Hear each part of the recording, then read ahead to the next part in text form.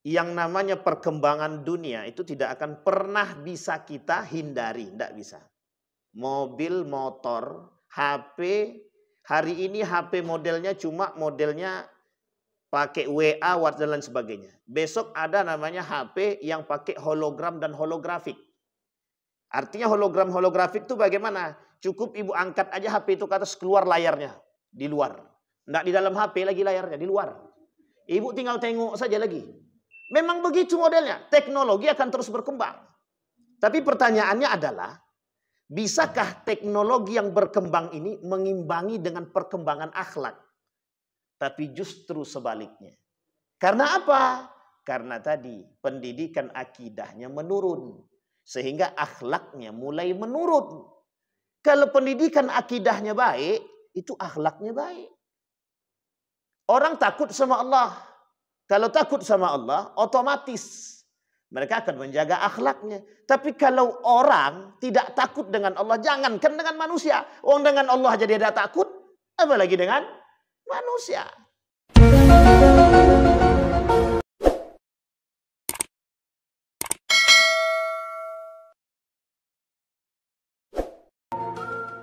A'udzu billahi minasyaitonir rajim. Bismillahirrahmanirrahim.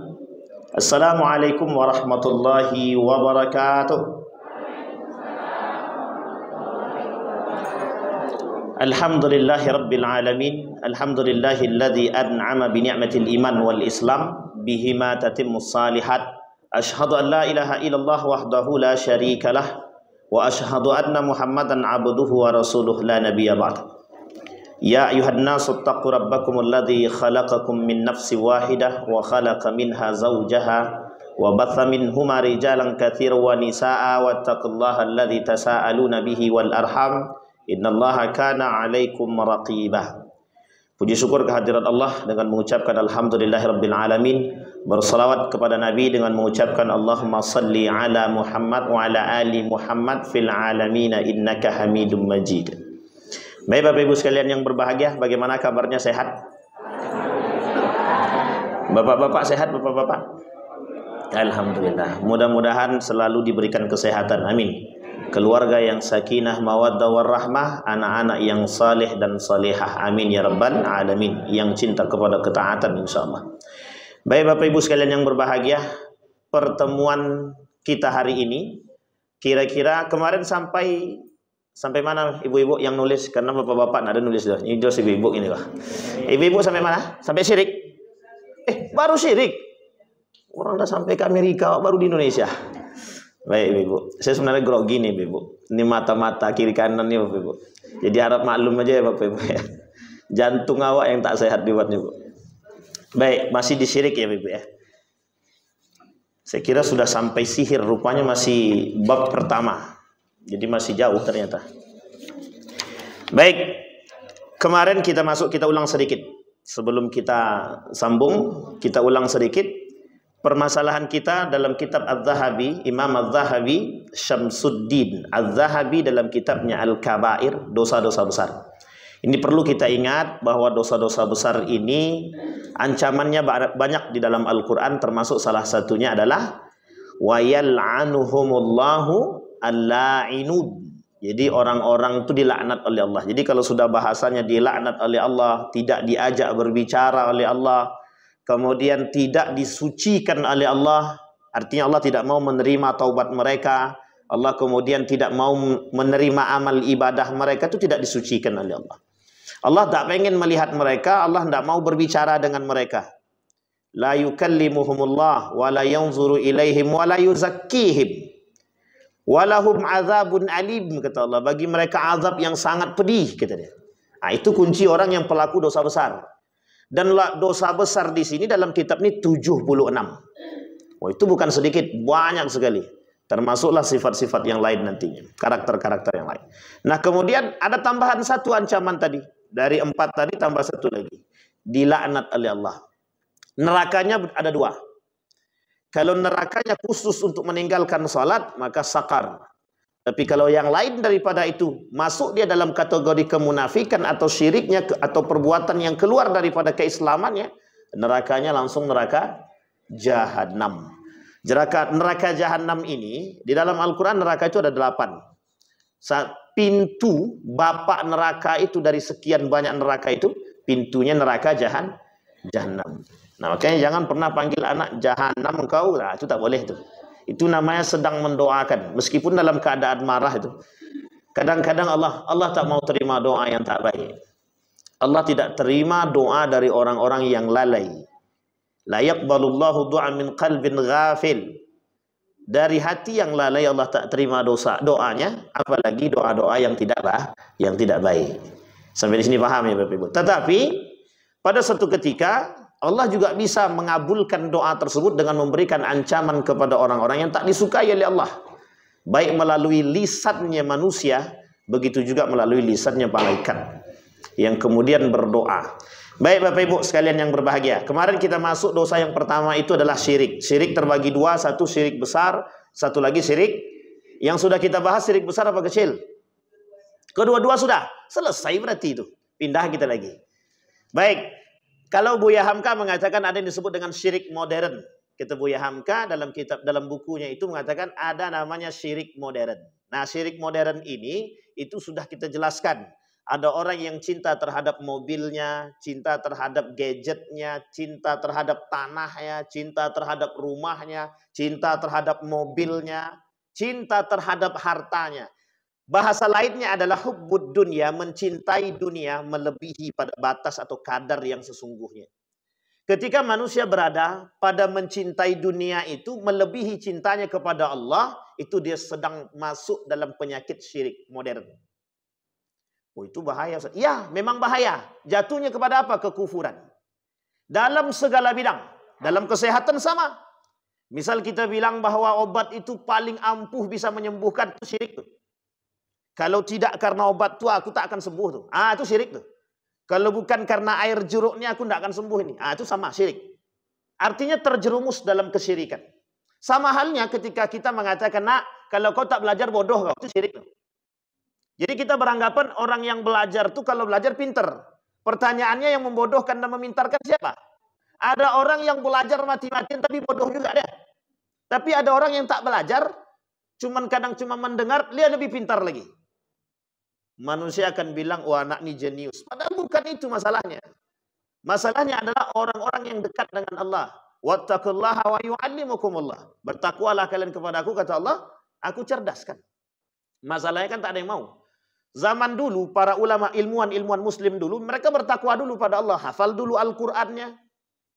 Setelah hafal Al-Qur'annya, kuat akidahnya, hafal Qur'annya, baru kemudian mereka belajar.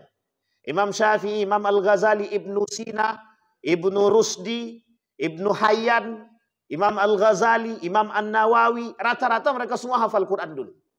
Kuatkan akidah mereka terlebih dahulu, ketakwaan mereka kepada Allah, baru kemudian mereka belajar. Makanya tak salah ketika Syekh Dr. Naqib Al-Attas itu mengatakan, Profesor Dr. Naqib Al-Attas itu mengatakan ilmu itu terbagi dua.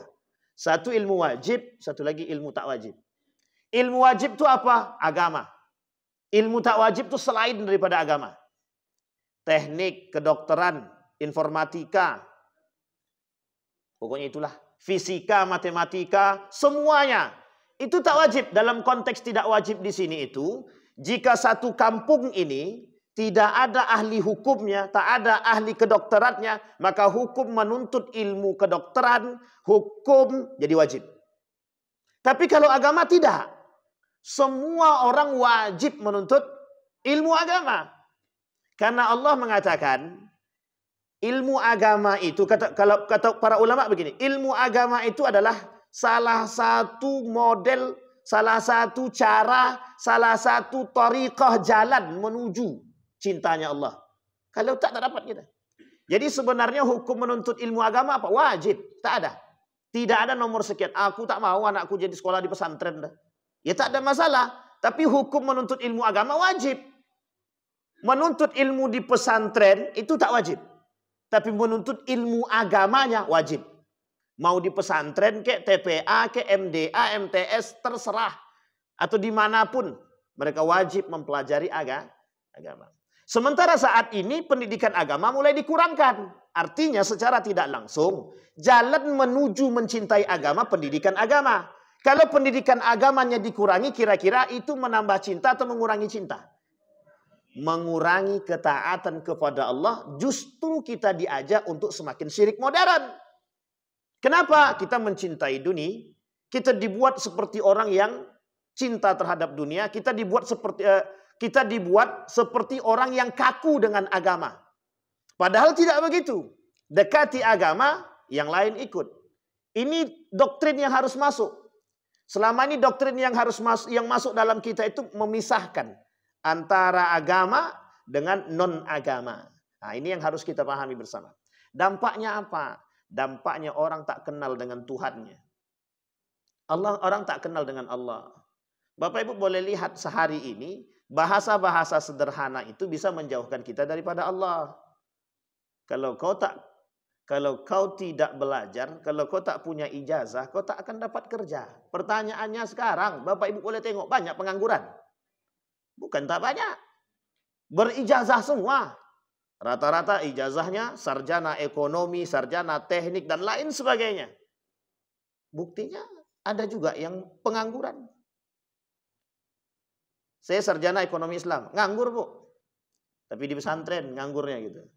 Sama saja, artinya ijazah itu tidak kepake. Yang dipakai ijazah yang mana? Gitu.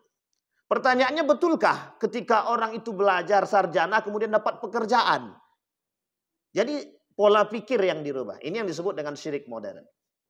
Yang ditakutkan oleh Buya Hamka adalah ketika Buya Hamka di dalam penjara, yang ditakutkan oleh Buya Hamka adalah bagaimana karakter berpikir manusia ketika itu nantinya, kata Buya Hamka, akan menjadi karakter berpikir dunia. Gitu. Sehingga agama itu mulai hilang. Nah, Bapak Ibu sekalian yang berbahagia, ini biasa. Karena ini memang sebuah sistem yang memang harus dibikin dan dibuat. Agar kita semakin jauh daripada agama. Sampai di sini paham ya Bapak Ibu. Jadi apa yang harus kami lakukan? Yang namanya perkembangan dunia itu tidak akan pernah bisa kita hindari. Tidak bisa. Mobil, motor, HP. Hari ini HP modelnya cuma modelnya pakai WA, WhatsApp dan lain sebagainya. Besok ada namanya HP yang pakai hologram dan holografik. Artinya holografik itu bagaimana? Cukup ibu angkat aja HP itu ke atas, keluar layarnya di luar. Nggak di dalam HP lagi layarnya, di luar. Ibu tinggal tengok saja lagi. Memang begitu modelnya. Teknologi akan terus berkembang. Tapi pertanyaannya adalah, bisakah teknologi yang berkembang ini mengimbangi dengan perkembangan akhlak? Tapi justru sebaliknya. Karena apa? Karena tadi pendidikan akidahnya menurun. Sehingga akhlaknya mulai menurun. Kalau pendidikan akidahnya baik, itu akhlaknya baik. Orang takut sama Allah. Kalau takut sama Allah, otomatis mereka akan menjaga akhlaknya. Tapi kalau orang tidak takut dengan Allah, jangankan dengan manusia. Orang dengan Allah aja dia tidak takut, apalagi dengan manusia. Sampai sini paham? Baik. Nah, ini pelengkap. Kemarin syirik besar, syirik kecil sudah. Dulu syirik besar orang menyembah patung, paganisme, kemudian menyembah patung, berhala, binatang, hewan, kemudian pohon, matahari, laut dan lain sebagainya mereka sembah. Hari ini tidak, yang mereka sembah adalah barang. Bid'ah. Bid'ah itu artinya barang-barang. HP, duit. Saya kasih tahu ibu-ibu, bapak-ibu semua, ini khusus untuk bapak-bapak. Kira-kira ibu-ibu, Pak, itu kalau tidak ada duit di ATM stres lah. Kalau ada yang stres karena duit tidak ada di ATM, nah itu masuk indikasi itu. Indikasi cinta terhadap duit di ATM. Coba kalau tak ada. Hari ini orang tidak lagi pakai cash, no. Sekarang pakai kris. Bahasanya agak susah sedikit. Quiris kata dia. Itu agak gaul sedikit tuh, Bu. Kris, pakai ATM, pakai debit atau kredit card gitu ya. Sudah kredit card masuk neraka, artinya ada ribanya gitu Bapak Ibu dan lain sebagainya. Tambah kita kemudian pakai debit dan lain sebagainya. Itu terserahlah, itu perkembangan zaman. Artinya sekarang ketika orang berbelanja, ketika orang ingin membutuhkan sesuatu tapi tidak ada duitnya, stres, Pak. Makanya mohon maaf, ada orang-orang yang tidak semangat beribadah ketika dompetnya tipis. Tapi ada orang yang beribadah kalau sudah dompetnya tebal, baru dia rajin ibadah. hatinya senang, ibadahnya tenang. Tapi kalau tidak ada, malas lagi itu. Nengok masjid pun muak nengoknya. Nah, jadi ini kondisi hari ini begitu. Tapi ada juga sebaliknya. Ketika lagi tak ada duit, rajinnya minta ampun ke masjid. Pas lagi ada duit, jangankan nengok masjid, nengok kota amal muak. Nah, ini model hari ini, Ibu. Jadi artinya kesyirikan itu mulai nampak secara, artinya kalau bahasa para ulama begitu. Kata para ulama itu, syirik itu mulai menggerogoti masyarakat itu sedikit demi sedikit dengan model-model yang baru. Hati-hati kita terjerumus dalam hal-hal demikian. Bahkan dalam salat saja, ketika orang salat, man shalla yura'i faqad asyraka, man sama yura'i faqad asyraka, man tasaddaqa yura'i faqad asyraka. Orang yang berpuasa untuk dilihat oleh manusia syirik. Orang yang kemudian sholat untuk dilihat oleh manusia syirik, kata Nabi. Orang yang bersedekah untuk dilihat oleh manusia syirik. Pertanyaannya, di mana perbuatan yang tidak penuh dengan kesyirikannya? Artinya ketika dia sholat, riya itu syirik kecil. Dia berpuasa dilihat oleh orang, kemudian syirik kecil. Dia bersedekah dipuji oleh orang, syirik kecil. Artinya terjerumus dalam perbuatan syirik. Makanya Bapak Ibu sekalian yang berbahagia, pendidikan akidah itu sangat penting. Ibarat orang yang berada di atas ujung tanduk, kalau salah langkah dia jatuh. Kalau sudah jatuh ke dalam jurang itu kan cuma dua. Kalau tak rumah sakit berarti kuburan. Cuman itu pilihannya gitu. Sampai di sini paham ya? Baik. Nah, kemudian apa? Kemudian pendapat para ulama, pendidikan akidah itu penting. Makanya di Mekah itu, ayat yang turun di kota Mekah itu semuanya berkaitan tentang akidah. Yang di Mekah. Karena lawannya Arab paganisme, lawannya Yahudi, lawannya Nasrani. 3 lawannya sekaligus. Arab paganisme itu penyembah patung. Yang disembahnya apa? Patung. Yang disembahnya apa? Ka'bah. Disembah Ka'bah itu bukan dalam konteks yang lain, tapi penyembahan Ka'bah sebagai bentuk, sebagai barang, sebagai makhluk, sebagai kesucian. Jadi Ka'bah ini dianggap suci sehingga mereka menyembah Ka'bah. Yang disembah Ka'bah itu bukan berniat menyembah Tuhan Ka'bah, tapi yang mereka sembah adalah Ka'bahnya itu sendiri. Dan ini terjadi. Banyak orang-orang yang mengambil kain Ka'bah, kain kiswah itu. Berarti mereka menganggap kesucian Ka'bah bukan kesucian Rabbul Baitil Atiq atau Rabbul Ka'bah. Mereka bukan menyembah Tuhannya Ka'bah, tapi yang mereka sembah kesucian Ka'bah. Artinya kesucian Ka'bah yang mereka ambil seperti kain kiswah tadi, atau air yang jatuh dalam pancoran di makam Ibrahim itu mereka tampung. Tujuannya apa? Menyembuhkan penyakit. Padahal itu air hujan. Tampung aja air hujan di rumah itu sama tuh. Cuma bedanya yang satu keluar dari pancoran itu. Yang satu keluar dari atap rumah. Atap rumah punya karatan. Kalau pancoran itu emas. Itu saja bedanya. Sampai sini paham ya? Sehingga yang dijadikan apa? Diambil kain kiswah, bawa balik, ditaruh di atas rumah, kemudian jadi jimat. Akhirnya apa? Kesyirikannya semakin menjadi-jadi. Maka dulu salah satu alasan daripada seorang mujtahid di Saudi Arabia itu menghilangkan TBC. TBC itu apa ya? Tahayul, B-nya itu bid'ah, C-nya itu khurafat. Itu alasannya Pak. Tujuannya itu untuk menghapus. Dulu kalau tidak dihancurkan itu makam-makam itu, dicari orang. Mana makamnya Nabi Muhammad? Mana makamnya para sahabat Imam Abu Hanifah? Mana makamnya Imam Usamah bin Zaid? Mana makamnya Hamzah? Mana makamnya bapaknya baginda Nabi? Mana makamnya istri-istri Nabi? Mana makamnya cucu-cucu Nabi? Maka akan cari. Dan itu yang muncul adalah takdis, pensucian kuburan namanya. Nah, kita juga harus berhati-hati dengan pensucian kuburan. Berziarah tidak dilarang. Ala fazuruha, silahkan. Tapi kalau dalam berziarah kita mensucikan kuburan, itu yang bermasalah dalam akidah. Sampai di sini paham Bapak Ibu ya? Mensucikan kuburan itu bagaimana? Mohon maaf, berlebih-lebihan dengan kuburan. Bapak Ibu bangun kuburan itu udah kayak istana. Itu sudah sangat berlebihan. Dan itu menjadi muskilah. Kalau diimani dengan hati, jatuhnya kita syirik. Sampai di sini paham Ibu?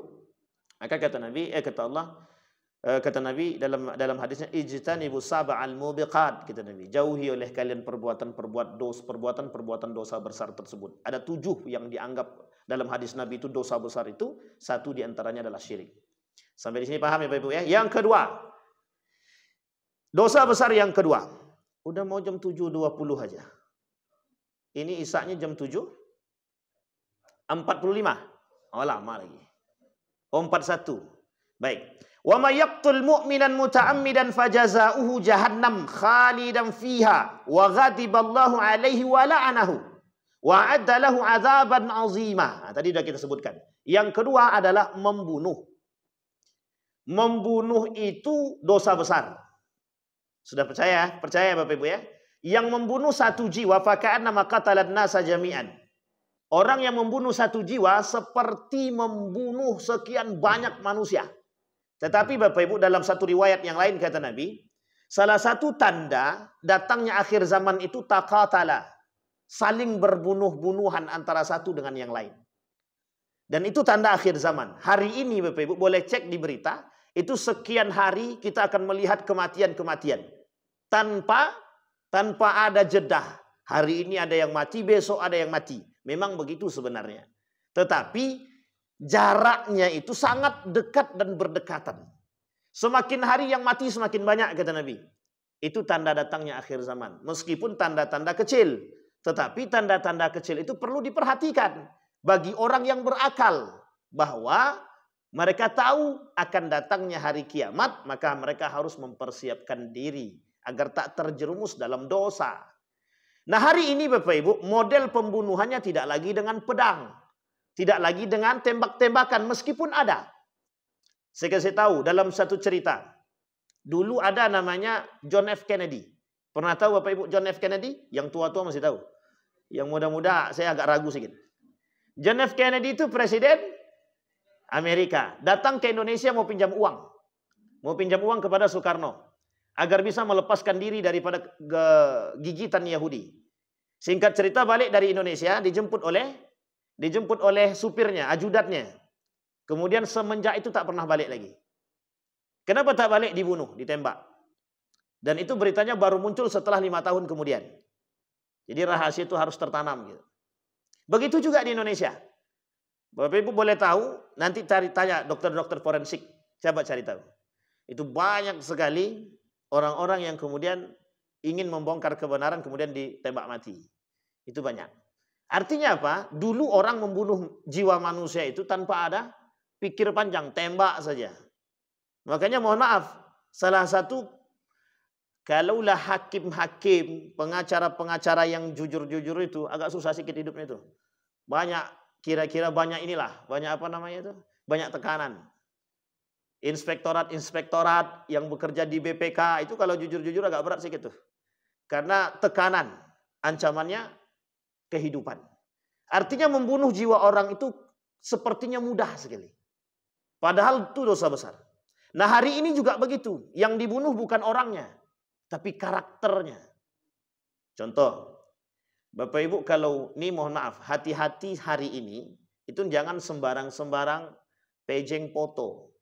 Apalagi di Facebook. Karena foto di Facebook itu bisa di-download.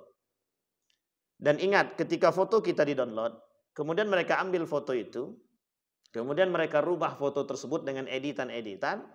Kalau orang yang tidak tahu, itu menjadi masalah.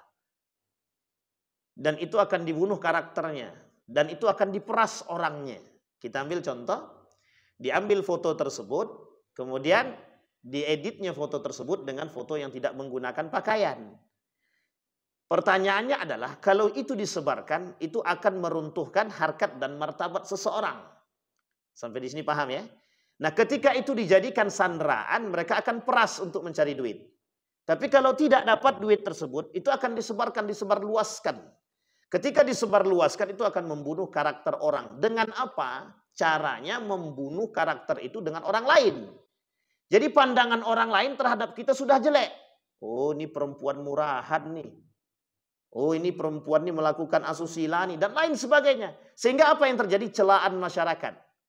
Sehingga ketika masyarakat mencela kita, kalau kita tak kuat iman, habis kita Pak. Kita ambil contoh, dalam masalah simpan pinjam online, pinjaman online. Ibu-ibu, bapak-bapak sekalian yang berbahagia, sebisa mungkin jauhilah pinjaman online itu sebisa mungkin. Karena banyak orang-orang yang mengambil manfaat dari pinjaman online tersebut. Kalau bapak ibu tak sanggup bayar, itu yang mereka lakukan seperti yang tadi. Dan ini kenyataan. Kalau bahasa ininya klien lah, tapi kalau bahasa klien terlalu tinggi. Jadi yang datang ke rumah itu Pak, ada sekitar 10-an lebih mau minjam uang untuk hanya bisa membayar utang pinjaman online. Dan itu setiap hari ditelepon. Dan yang nelpon bukan yang punya lembaga, tapi yang nelpon orang lain. Karena tersebar tadi data, dia tak sanggup bayar. Nah, disinilah kemudian peras memeras terjadi. Nah, disebarkanlah foto itu. Satu kantor Pak, tahu kalau dia minjam online dan tak sanggup bayar. Tak sanggup dia kerja di kantor itu lagi, keluar dia. Tak sanggup dia keluar, kemudian keluarganya dari sebelah istrinya kemudian diganggu. Kebetulan istrinya guru. Disebarluaskanlah kembali berita tersebut. Dia nggak pakai baju, dia kemudian adalah foto dia dengan perempuan, disebarluaskan. Sehingga dianggap itu sebuah perselingkuhan. Orang tahu di sekolah tahu bahwa itu suami daripada guru di situ. Akhirnya kedua-duanya kena. Stres, suaminya bunuh diri. Ini kalau kita tak kuat iman. Nah, ini yang sekarang ini terjadi Bapak Ibu. Pembunuhan karakter. Makanya mohon maaf, bully itu termasuk daripada perbuatan pembunuhan karakter. Jangan sampai anak kita membuli orang. Wala tanabazu bil alqab. Itu ditekankan oleh Allah. Jangan sampai saling membuli. Gandui. Padahal sebaik-baik itu orang. Perempuan nih Pak, kalau sudah gendut dia disebut gendut, terkhusus yang belum nikah. Oh itu langsung stres Pak. Dia akan cari obat kalau bisa untuk diet. Kalau bisa tak makan, ujung-ujungnya sakit. Kalau udah sakit, lo belum tentu mati lagi, itu cepat betul. Stres dulu dia kan. Kalau cepat betul matinya bahaya tuh Bu. Jadi Bapak Ibu sekalian yang berbahagia, ini logika berpikir yang harus kita angkat itu begitu. Jadi bayangkan dengan lisan manusia, bayangkan dengan lisan saja, hanya dengan bulian saja, manusia bisa terjerumus dalam, mohon maaf, stres dia, mereka jauh daripada akidahnya, mereka jauh daripada Allah, kemudian yang terjadi adalah bunuh diri. Padahal bunuh diri itu adalah perbuatan yang paling tidak disukai oleh Allah. Bahkan bumi tak mau menerima orang-orang yang melakukan bunuh diri. Tapi kemudian akibat daripada perbuatan itu, makanya tanamkan akidah yang kuat dalam diri kita. Saya ambil cerita Bapak Ibu. Kenapa akidah itu perlu kita tanamkan? Karena orang yang berakidah, orang yang beriman, itu sangat sulit untuk tergoyahkan seharusnya dengan urusan-urusan yang tak penting.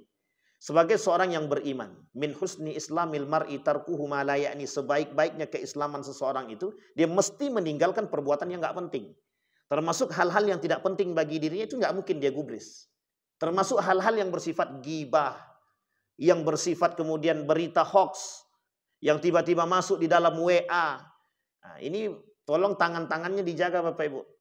Kalau ada berita masuk dan kita nggak tahu kebenarannya, nggak usah ikut sebarkan. Karena kita sedang menyebarkan aib orang lain. Maka ingat, ada namanya hukum zarrah. Apa yang engkau tanam itu yang akan engkau petik. Hari ini Anda menyebarkan hoax, besok berita Anda yang disebarkan oleh orang. Dan itu harus hati-hati kita. Maka harus kita jaga. Karena dari situ Pak, dari situ. Apalagi sekarang ini media cukup Pak. Untuk membunuh satu orang itu tidak perlu mulut. Tapi cukup dengan media. Hari ini itu sudah terbukti.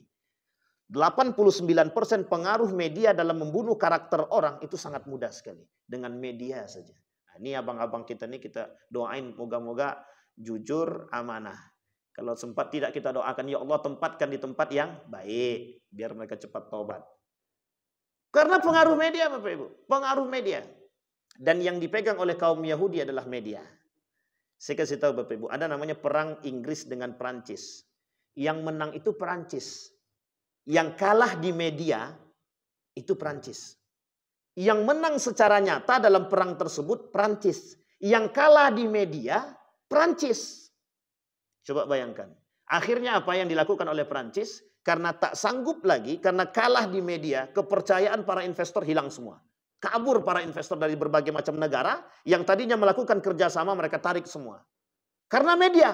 Apa yang terjadi yang dilakukan oleh Prancis ketika itu? Mereka jual semua emas cadangan mereka. Siapa yang membeli? Amerika. Apa kata Amerika? Berhasil. Dan itu dalam sejarah, fakta sejarah. Media menghancurkan satu negara. Hari ini begitu terjadi, Bapak Ibu. Singapura begitu modelnya. Bisa Singapura itu dikuasai oleh etnis tertentu.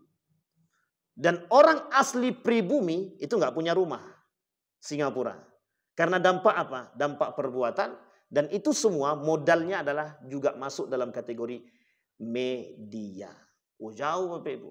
Jadi pembunuhan itu begitu modelnya. Nah sekarang kalau kita tidak hati-hati dalam menggunakan media sosial kita, maka jangan salah. Kita harus hati-hati. Anak-anak perempuan tolong dijaga. Nggak usah narsis-narsis di HP itu, nggak usah. Ibu-ibu juga nggak usah. Bapak-bapak kalau lah tua-tua banyak berzikir aja lah di masjid. Karena tinggal nunggu waktu aja lah gitu.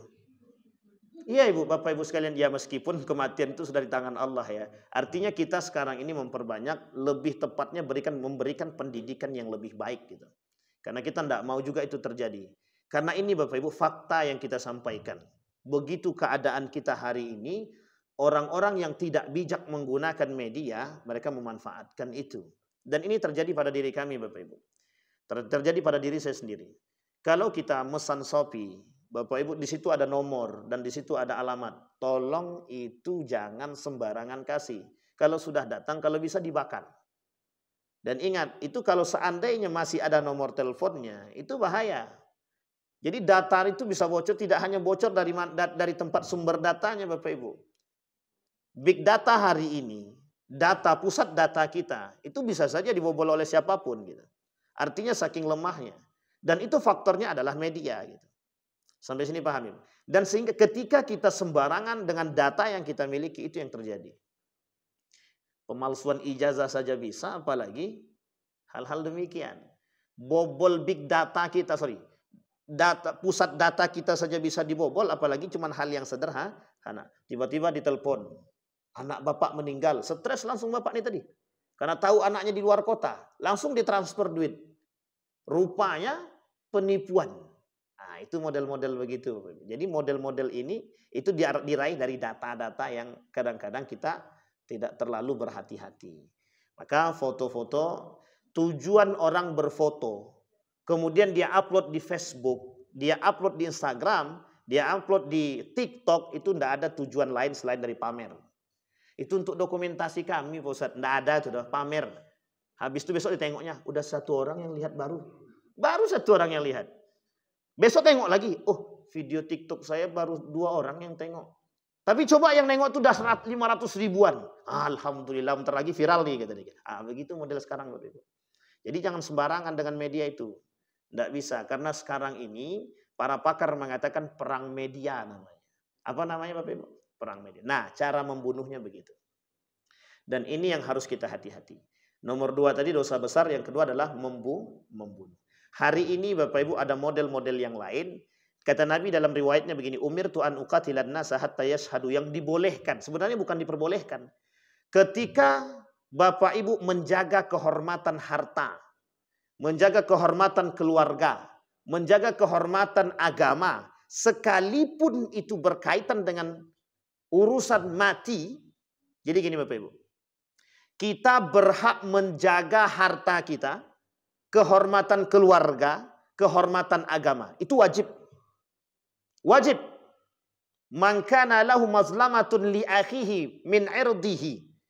Jadi gini, dalam konteksnya itu, dalam hadis Nabi mengatakan begini. Seseorang itu wajib menjaga hartanya sebagai bentuk kepemilikan dia. Yang kedua, dia wajib menjaga kehormatan keluarganya. Dan dia wajib menjaga kehormatan agamanya. Artinya, kalau agamanya dihina, itu boleh saja dia menjaganya. Diperbolehkan. Kita membela agama, boleh.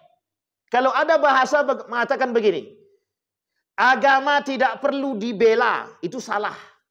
Itu bahasa yang salah. Kita tidak sedang membela agama, tetapi kita sedang menjaga kehormatan agama bagi diri kita. Kalau kita tidak membela agama, mohon maaf, kelak tidak akan ada yang mengenal agama. Itu satu.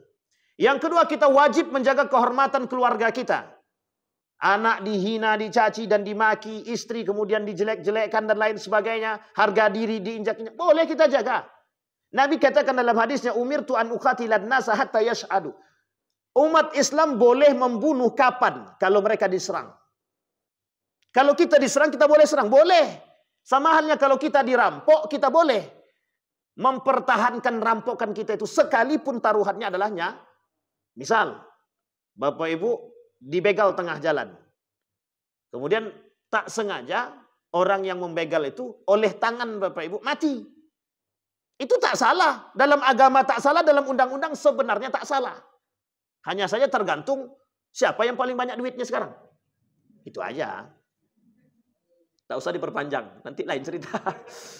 Sampai sini paham ya Bapak Ibu ya. Memang harus begitu, Nabi yang bilang. Tapi kemudian, jika perampok tadi, atau begal tadi, di tengah jalan bertobat dia. Ketika ingin membunuh kita, ingin mengambil harta kita, tapi kemudian dia bertobat, itu lain cerita. Cuman kalau tobatnya kemudian pura-pura, biar tidak dibunuh, itu lain lagi. Zaman Nabi begitu, Usamah bin Zaid itu, sahabat Nabi yang dicintai oleh Nabi. Ketika Abu Bakar dengan Ali itu bertanya, siapa yang paling engkau cintai? Fatimah. Selain daripada keluargamu, Usamah bin Zaid, kata Nabi. Ketika ditanya, Usamah bin Zaid ini kok Nabi kok mencintai Usamah bin Zaid? Karena Allah mencintai dia. Singkat cerita dalam sejarah, Usamah bin Zaid ini kemudian membunuh orang yang kemudian sedang berperang. Ketika pedang ini diangkat, orang tadi bersahadat. Dan tak sengaja tangan Usamah bin Zaid ini kemudian membunuh orang tersebut. Kemudian Usamah bin Zaid ditegur oleh Nabi. Bagaimana nanti kelak di akhir zaman pertanggungjawabanmu kepada Allah. Dia sudah bersahadat tapi tanganmu membunuh. Katanya. Bertobat dia. Kalau sudah mati kan tak bisa minta maaf lagi Pak.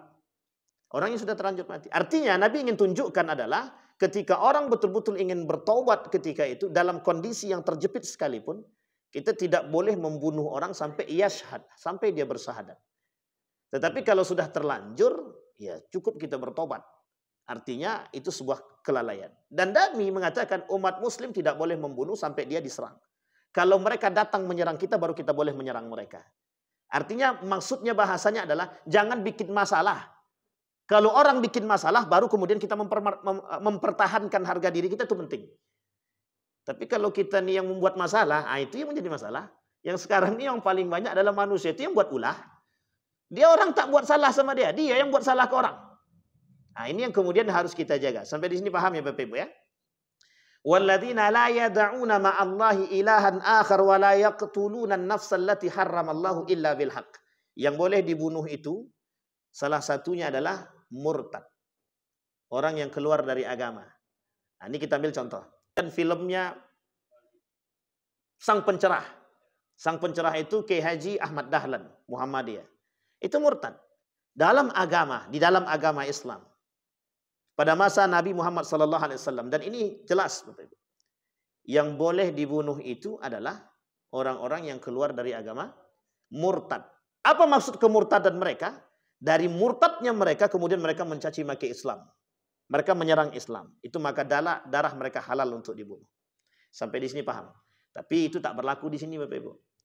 Bapak bunuh, ibu yang masuk penjara, Bapak Ibu yang masuk penjara. Ya, itu tak berlaku. Artinya orang yang murtad di dalam undang-undang kita itu tak bisa kita pakaikan, kita terapkan dan kita paksakan undang-undangnya Islam, hukum Islam tak bisa. Jadi kalau kita yang nampak di tengah kita ada kawan kita murtad, kita bunuh dia. Ini dalam agama kami halal, kata dia. Itu tak juga berlaku dalam undang-undang. Karena itu juga membunuh diri sendiri. Sampai di sini paham ya Bapak Ibu ya. Nah, begitu Islam menjaga. Artinya Islam menjaga kehormatan agama. Sampai-sampai orang yang murtad dari agama itu darahnya halal untuk dibunuh. Orang itu halal untuk dibunuh. Tapi ini bukan doktrin membunuh. Artinya bagaimana cara Islam menjaga kehormatan agama. Itu yang pertama. Yang kedua, Islam juga mengatakan boleh kita menjaga kehormatan keluarga, begitu juga harta. Sekalipun dalam ayat yang lain Allah katakan harta, anak, dan istri itu adalah ujian terberat bagi setiap umat manusia, terkhusus bagi para suami. Nah, jadi bapak-bapak, ujian berat kita itu adalah anak, istri, dan harta. Apalagi kalau istri rumah, kemudian di rumah tidak ada harta, itu berat banget tuh. Nah, hati-hati tuh Bapak Ibu. Baik, sampai sini paham ya Bapak Ibu? Kalau ada pertanyaan langsung tanya saja Bapak Ibu. Jadi tidak perlu menunggu siapa yang mau bertanya begitu. Takutnya bentar lagi waktunya habis. Sampai di sini paham ya Bapak Ibu ya? Baik, kita masuk yang ketiga. Yang ketiga itu sihir. Nah, ini agak berat sedikit nih materinya. Kita mengulang lah materi sihir. Walakin tadi ini entah bertanya entah menguji nih. Siap Ustaz, fadhal Ustaz. Masalah membangun kuburan tadi saya sampaikan di kan memang bangunan tinggi ya. Kalau di tempat kita ini kan bangunannya kan tidak tinggi, cuma di semen bagaimana? Di semen. Kemudian pertanyaannya apa, boleh nggak semen gitu aja? Ya kalau di semen tak ada masalah. Boleh-boleh saja. Ulama kontemporer itu tidak ada yang mengecam dan mencela permasalahan kuburan. Artinya gini, mempermasalahan kuburan itu dalam pandangan para ulama itu cuma pada tingkatan saja sebenarnya. Ada orang yang memang membangun kuburan itu niatnya memang sudah berbeda. Dalam pandangan mazhab pengikutnya mazhab Imam Syafi'i, itu hampir mayoritas para ulama itu tidak mengecam yang disebut dengan membangun batu-batu atau bahasa lainnya menghias kuburan tapi tidak berlebihan. Arti bahasa lainnya itu adalah jadi kuburan itu ditingkatkan, dikasih pohon. Paham ya Bapak Ibu ya? Artinya menghias kuburan dan itu tidak disalahkan. Termasuk dikasih batu nisan dan itu tidak disalahkan. Tapi sebenarnya perlu kita pahami ini sebuah tradisi dulunya. Dulunya ini adalah tradisi. Bapak Ibu boleh lihat salah satu tradisi budaya, salah satu budaya daripada Hindu dan Buddha begitu dulu. Sehingga itu menjadi sebuah tradisi yang dipegang sampai saat ini. Artinya untuk mengenalkan kepada orang bahwa ini ada si mayit. Tetapi kemudian untuk membedakan mana mayitnya baik dan tak baik, itu dulu begitu. Dipasanglah tempatnya yang agak bagus sedikit. Ini orang alim, ini tak alim. Sampai di sini paham ya Bapak? Nah kalau merujuk kepada pemahaman ini, maka hukum membangun tadi itu tak boleh. Karena derajat manusia yang sudah mati itu di hadapan Allah sama. Hanya saja tinggal tergantung amal ibadahnya. Mana yang kuat dan mana yang tidak kuat. Makanya, tetapi sebagian ulama dalam mazhabnya Imam Ahmad bin Hanbal, tidak ada namanya pembangunan kuburan. Sampai sini paham ya Pak? Tidak ada yang namanya membangun kuburan. Artinya membangun kuburan itu membuat kuburan itu canggih-canggih, itu tidak ada. Itu mazhab Imam Ahmad bin Hanbal begitu. Tidak boleh. Kenapa? Khaufan minat taqdis, kata para ulama. Ditakutkan akan banyak orang-orang yang datang untuk mensucikan kuburan tersebut. Sehingga mereka menyamaratakan siapapun. Dari kalangan mazhab Imam Ahmad bin Hanbal, tidak. Tetapi berbeda dengan mazhab Imam Abu Hanifah. Mazhab Imam Abu Hanifah membolehkan. Mazhab Imam Malik sebagian membolehkan, sebagian tidak. Nah, begitu Bapak Ibu ya. Bisa dipahami? Nah kalau saya mana? Kalau saya lebih berpatokan pada mazhab Imam Ahmad bin Hanbal. Kalau bisa jangan dibagi batu-batu lagi. Kalau nak di semen seperti biasa itu kan ala kadarnya saja untuk menjaga kekuatan. Artinya tambak kalau bahasa kitanya tadi. Sampai di sini paham ya Bapak Ibu ya. Itu masalah kuburan. Yang ditakutkan orang adalah orang-orang yang berlebihan, berlomba-lomba dalam menghiasi kuburan. Nah itu yang saya tak sejalan. Kalau saya tak sejalan dengan orang-orang yang menghiasi kuburan. Tapi Bapak Ibu sudah saya sampaikan dengan model mazhab tadi, silakan berpikir untuk kemudian berpegang. Karena aku mazhab Syafi'i, Ustaz, aku pegang mazhab Syafi'i. Iyalah, karena sudah terbangun. Kalau belum terbangun belum tentu juga kan. Baik, sampai di sini Bapak Ibu ada pertanyaan lain silakan. Begitu ya Ustaz Fajri ya. Aman?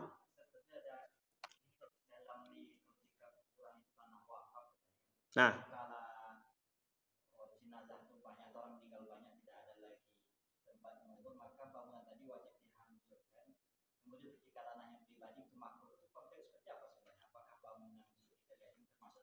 maksudnya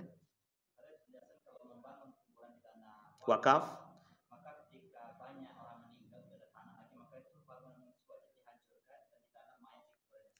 Oke. Iya, sebenarnya kalau kita merujuk kepada pemahaman ulama Saudi begitu memang. Ya, itu ulama Saudi. Jadi ulama Saudi itu punya satu fatwa terkhusus yang pengen dimakamkan di Baqi. itu hanya waktu berjalan 40 hari. 40 hari kemudian kuburan tersebut digali, kemudian diambil tulangnya, dikuburkan orang lain, kemudian dipindahkan tulangnya di luar makam baki tadi. Itu begitu modelnya.